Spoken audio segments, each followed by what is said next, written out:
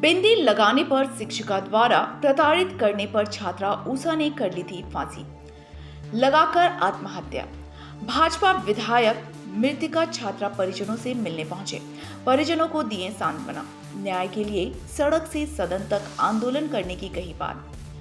धनबाद जिले के तेतुलमारी थाना क्षेत्र सेंट जेवियर्स स्कूल में पढ़ने वाली 10वीं की छात्रा उषा कुमारी ने शिक्षिका की प्रताड़ना के कारण सोमवार की रात को फांसी लगाकर आत्महत्या कर ली थी। मामले में पुलिस परिजनों और ग्रामीणों के विरोध के बाद दोषी शिक्षिका सिंधु झा और प्रिंसिपल को गिरफ्तार कर जेल भेज दिया है। मृतिका छात्रा के परिजनों से मिलने भाजपा चंदनक्यारी विधायक से अनुसूचित जाति अध्यक्ष अमर बावड़ी घर पहुंचे, मृतिका के परिजनों से घटना की जानकारी लिए। वहीं भाजपा विधायक ने कहा कि छात्रा की मौत दुखद है।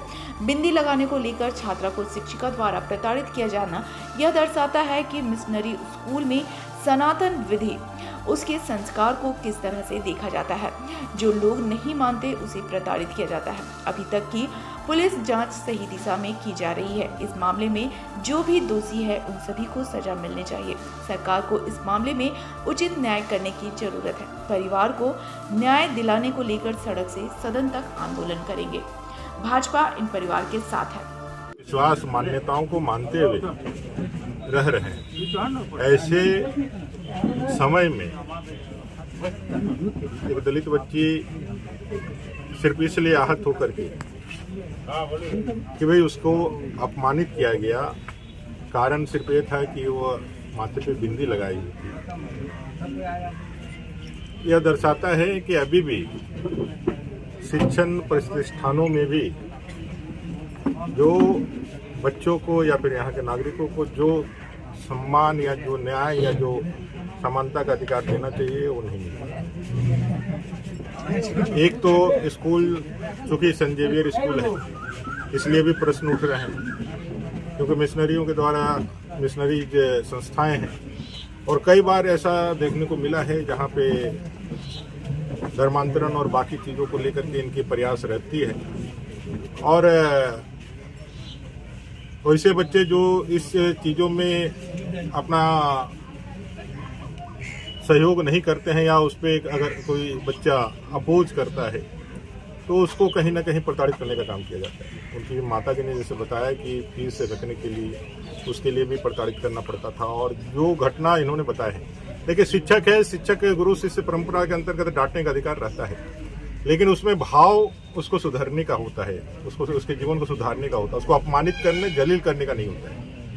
बच्ची इतनी आहत हुई, निश्चित रूप से जो व्यवहार किया गया था उनको जलील करने के लिए, अपमानित करने के लिए किया गया था। उसकी गलती इतनी बड़ी नहीं थी और वो अपने तक तो समझ सकती थी, लेकिन जिस तरह से उनकी माता जी को, जो विधवा है, जो 10 साल से अपने परिवार को किसी तरह समेट करके अपने जीवन को संघर्ष में डाल करके तपा करके किसी तरह से अपना बच्चों का जीवन, नौनिहालों का जीवन पढ़ा रही है। और सबसे बड़ी बात, ये ऐसे समाज में, जिस समाज से हम लोग आते हैं, वहाँ छोटे छोटे कारणों से लोग अपने बच्चों को शिक्षा नहीं दिला पाते हैं या देते नहीं है, अवेयरनेस नहीं होता है। वैसे में अंग्रेजी स्कूल समझ करके अपने तीनों बच्चों को खुद खट करके पढ़ा रही है, तो अपने उज्जवल भविष्य के कामना के लिए पढ़ा रही है। भाई बच्चे पढ़ लिख जाएंगे तो उनका उज्जवल भविष्य होगा, देश का भी भला होगा अगर नागरिक में अच्छा सफल होते हैं। अब उनकी माता जी को उनके सामने जब जलील किया गया तो बच्ची जो है, बाल मन जो है, इसको बर्दाश्त नहीं कर पाया। और उस व्यथा को अगर आप समझेंगे, अगर आपके भी बच्चे, हमारे भी बच्चे हैं, अगर उस बाल मन के व्यथा को अगर समझेंगे, जितनी बड़ी कदम उठाने के लिए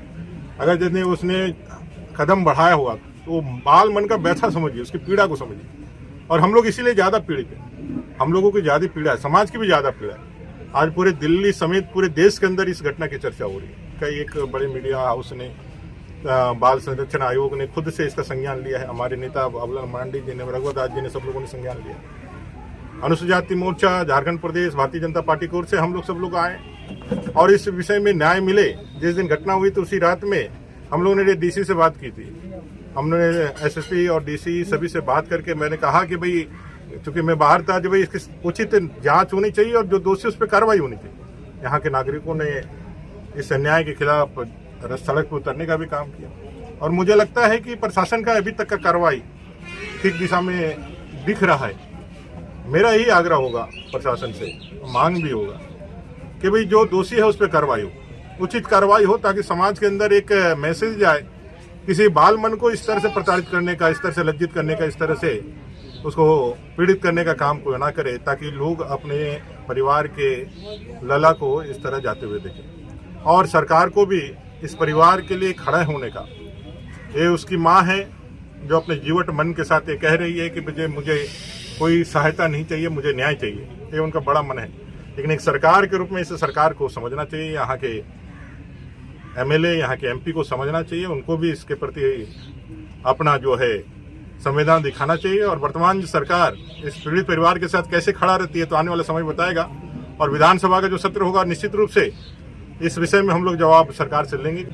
आज पूरा समाज इनके साथ खड़ा है, इसके लिए समाज को भी धन्यवाद।